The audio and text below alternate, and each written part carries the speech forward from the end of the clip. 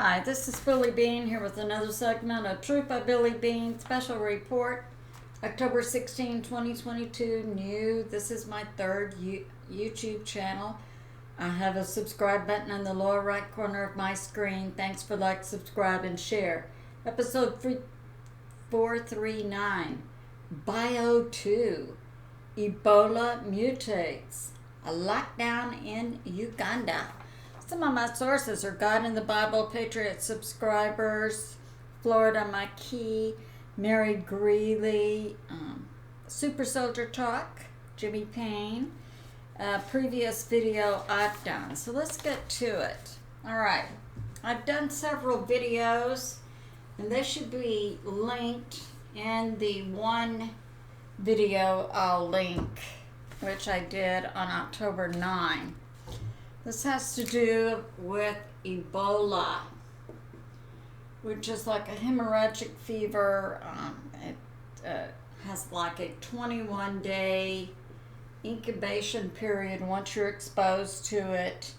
And then you have flu-like symptoms, but then you have under the skin bleeding, and you begin in a few days to bleed out from like eyes, ears, nose, body openings. Death ensues within 10 days after you go active. And with this particular Uganda strain, the death rate is about 50%, but now there are 5 different strains, and some strains the death rate is 100%.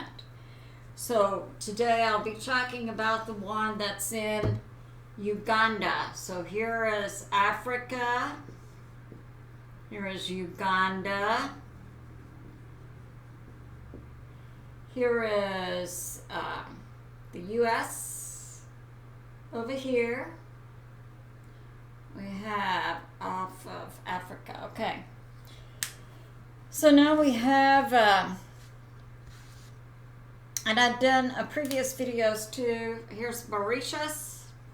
This is a small island nation that has labs on it where they raise monkeys, and the monkeys came into the U.S. and then went down to Florida to a lab off of Florida.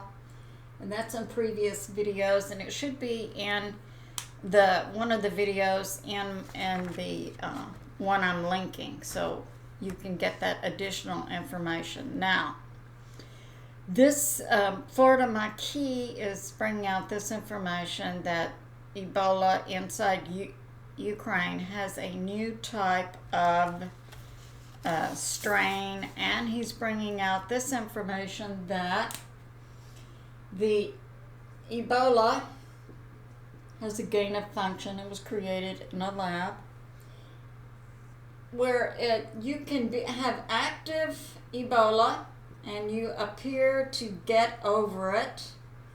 But what they have discovered is that it can go dormant and then suddenly spring forth and go active in your body. But it can be dormant inside the brain, the eyes, male testicles, male semen, so it can be passed sexually, and spinal fluid. And it's dormant. You test negative, like you don't have it. But they have discovered it can spring forth and then go active and be infectious. Now with this new strain, and this is what's prompting now in October of 2022, they're going to a lockdown. The way in which you had contracted Ebola in the past was direct contact with the body, whether it was alive or dead. They learned over time it was still active in the dead body, and the dead body has to be cremated, really. And even handling the dead body without, the PPE on, and the PPE, the personal protective equipment that had been being used, was like a bio level 2 or 3, which means a hazmat suit and glasses and mask and gloves like that. A bio level 4 has a separate oxygen mask so that you're not even breathing the air around the individual. So this has been going on with the bio level 2 to 3, and they haven't been able to contain it, and they've had it's about a 50% kill rate now. And but most recently they had a new situation develop that has changed things. Okay, so Ebola mutate, it appears, and this is what happened. They had a casket with the dead body inside. They had, the people attending, carrying the casket, and maybe they were going to carry the casket somewhere with the body in it and burn it, because as far as I know, burning the body is one of the ways you contain this illness. But the pallbearers, the people handling the casket, who had not come in direct contact with the body, came down with Ebola. Now, anyone who's, science was my major. I used to teach high school science. Okay, so you logically then began to think, has it mutated? Has it gone airborne? What does that mean, airborne? Airborne is how we get colds and flu. Someone has it, they breathe it out, we walk along, we breathe in that air, and we get it. It's airborne. Now, prior to this incident, what was known about Ebola was that you had to have direct contact with the body or body fluids, or an object that had the body fluids on it, like that. It had to be direct with the body in some way, or with an animal that was carrying the Ebola or something like it.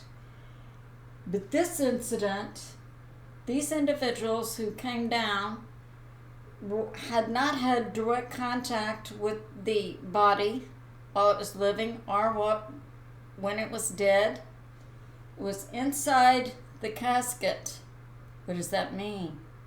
It means the body inside the casket was releasing the Ebola through the air. It escaped through, the little opening of the casket. These individuals handling the casket contracted it by breathing in the air, airborne. Scary, huh? Well then, this came out recently. This was on a Super Soldier Talk, an interview with a super soldier called Jimmy Paine. It was about the Apollo series, but he also mentioned this. In the movie Outbreak, which I, like thousands of other biology teachers, always showed our students, usually at the end of the year. One, we wanted them, in an entertaining way, it shows how contagious diseases are transmitted, and it shows different levels of bio-equipment and training and how you treat contagious diseases, but it's in a movie format and it's entertaining. Outbreak. And in this movie, they had a small town where the contagious virus mutated and became airborne, and so the U.S. government was going to clean sweep, bomb the area. And in the beginning of the movie, it shows the U.S. military in Zaire and implies that they are doing something like gain of function, creating a bioweapon.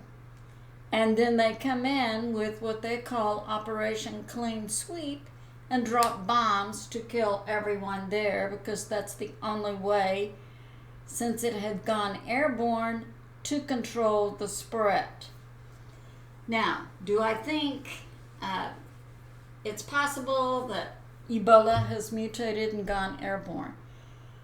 It appears to be possible. Now, Florida Maquis was bringing this out, that in the brain and the spinal fluid, in eyes, in male testicles and male semen, that the Ebola could live for years and then suddenly spring forth. So we could still be talking about some kind of physical manifestation that we are not familiar with. So we'll have to see. But I think we should be in prayer about it. And remember, Ephesians chapter 6, we can always put on that armor from God to protect us from things outside our body. And it's good to remember God is in charge and He is on the move. I love you, and I'll see you soon.